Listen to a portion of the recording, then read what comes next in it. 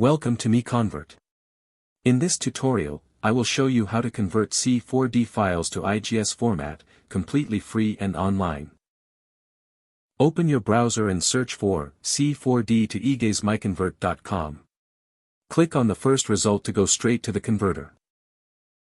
You are now on the C4D to IGES converter page.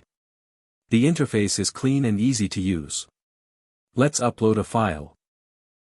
Click the Choose File button. A file picker will open. Select the C4D file you want to convert, then click Open. Your file is loaded and ready.